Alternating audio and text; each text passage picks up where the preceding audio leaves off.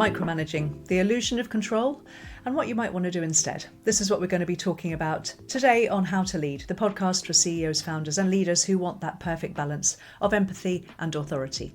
I'm Kate Waterfall Hill, and I'm going to be sharing some ideas from over 30 years of working in business and leadership development. Before we get started, here's a quick reminder that my new Leadership Accelerator Premium is now open. It's a 24-week programme combining on-demand video lessons, weekly group coaching, live workshops, DISC personality profiling and Institute of Leadership certification, all within a supportive community of leaders like you. Places are limited, so book now for yourself or for one of your team members. Find out more at waterfallhill.co.uk. So let's start with how Linda handles management. I think one of my core strengths as a leader is that I empower my people. I give them the freedom to make decisions as long as they're the decisions that I would have made, and ideally without needing to check in with me, but somehow having got my approval in advance. Case in point, I gave Mira the lead on the presentation and I only made 87 minor edits, which I think is rather fair. And I booked time in her diary every morning so she can keep me updated with how empowered she's feeling. We'll do a quick check-in, check over and check through. I like to call it guided freedom. I mean, some people call it micromanagement, but those people don't work here anymore. So Linda's version of managing is more surveillance with a to-do list. Let's get into the reality of micromanagement and how to stop doing it without letting everything fall apart. Why is it that so many of us tend to micromanage? We don't really mean to, but we can't help ourselves somehow. It rarely starts with bad intentions. Most of the time, it comes from a place of care, some pressure, and maybe a little dash of perfectionism. You want things to be done just right. You want consistency. You want to meet the deadline without things falling apart. So you stay close, you double check, you step in just in case. But what starts as being thorough soon turns into reviewing every word, redoing every deck, and rewriting that email at 10 p.m. again. And before you know it, your team has stopped thinking for themselves because they know you'll be right behind them, fixing it anyway. So what's really going on here? Why do we do it? Well, it's often the fear of mistakes because you'll be the one answering for them. It might be lack of trust in others' ability or experience. It might be that you're not sure on your expectations from the start, but also it's often a bit of control habit that's hard to kick. The irony is, of course, that the more you micromanage, the more your team relies on you, and the more they rely on you, the more it feels like you have to micromanage. It's a self-perpetuating loop, and it leads straight to burnout for you and your team. So some of this might sound familiar. I've covered a fair bit of this ground in the How to Lead episode about delegation. There's a lot of crossover, but I'm going to be talking now about the cost of micromanagement. It's expensive, not just in terms of time and energy, but what it does to trust, confidence, and ultimately performance. Here's what it quietly erodes: your team's motivation, because they stop feeling ownership. They stop taking initiative because they're waiting for your lead. And it erodes your time because you're still doing bits of everyone else's jobs. And then, of course, there's the organisation's potential, because no one's stepping up to lead, learn or grow. When every small task needs your input, progress slows to a crawl. Decisions get delayed, creativity gets stifled, and people start second-guessing everything they do. They get in their own way, they get in their heads, knowing that you're going to question it or control it anyway. Meanwhile, you're left wondering why you're still working late and while no one else just takes the lead and gets on with stuff. Between you and me, they probably would, if only you let them.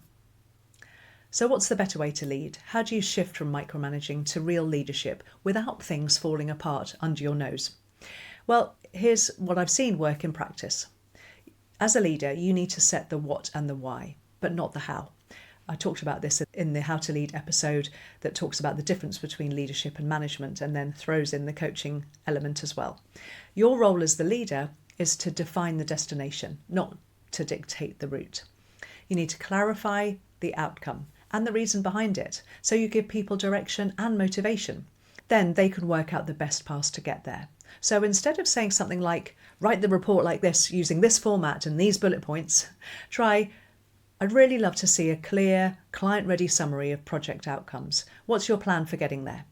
This shifts the ownership while still keeping the standards high. Then there's how do you do the check-ins. So often micromanagement fills the gap left by vague delegation. When no one knows what the plan is, everyone gets a bit twitchy. So I suggest you co-create a clear timeline with short, regular check-ins. This lets you stay in the loop without hovering. So you could ask, what support might you need between now and our next check-in? Or what's the plan between now and, say, Friday, and where might you get stuck? So now you've got visibility and trust in motion. One of my favourite coaching questions you can ask when you're delegating something to someone is, what would be supportive for you without getting in your way? Another thing you really need is a culture where it's safe to try things out. So if your team feels that mistakes are going to be punished, or worse, quietly judged, they'll wait for instruction rather than taking initiative. When they know for sure that you're going to back them, even if it goes a bit sideways, that's when they grow. So you could say, rather than me be the bottleneck, I'd love you to have a go, and then we can try and fix it together if it needs it. It doesn't need to be perfect, we just need to get moving. I'd love you to make a start. Psychological safety doesn't mean no accountability, it means accountability with support. The other thing to note is that there might be a trigger that you need to spot, because micromanagement isn't always about the other person, sometimes it's about you. So when you feel the itch to jump in, pause, take a breath and ask, is this about their performance or my anxiety? Am I stepping in because I really need to, or because it makes me feel more in control? So awareness here is everything. Noticing your behaviours, noticing your emotions. Control often gives us short-term hit of relief, but it costs us so much in the long term in terms of trust and growth. So try this with your team. Next time you delegate something, pause and walk this through. What outcome are we aiming for? What freedom can I give to them to figure out the how? And what structure or check-ins will help them succeed? How can I make it okay for them to ask for help before things get derailed? And I suggest you remind yourself regularly that doing things differently doesn't mean doing it wrong. It's just different. Sometimes their way won't be the same as yours. Sometimes it'll be better. And you'll never know if you don't let go. Micromanagement often comes from care, but it's not the same thing as good leadership. If you catch yourself slipping into control mode, try these things. Clarify the why and the what. So the purpose of something, that's your role as leader, and the what you need, what's the outcome, what's the expected deliverables, that's your management role. And then let your team shape the how, that's your role as coach. Replace hovering with helpful check-ins that are booked in and that you agree to and that you turn up to. Create a space where it's okay to try and okay to fail. And also tune in to your own triggers and choose to respond, not react. Because being a real leader isn't about doing it all yourself. It's about building the kind of team that can do stuff without you. So that's all for today's episode of How to Lead. Until next time, keep leading with clarity, care and curiosity. If you've enjoyed this episode, do follow for more leadership insights. And remember, if you'd like my personal support, take a look at my website, waterfallhill.co.uk, for more information about my one-to-one coaching and the new accredited Leadership Accelerator Premium programme. There's never been a better time to take your professional development seriously than right now. I'd be delighted if you could leave a review and share with your fellow leaders to help spread the word about the How to Lead podcast. The best leaders are clear on their vision, care about their people, and approach interactions with curiosity, not judgment. Until next time, thanks for listening.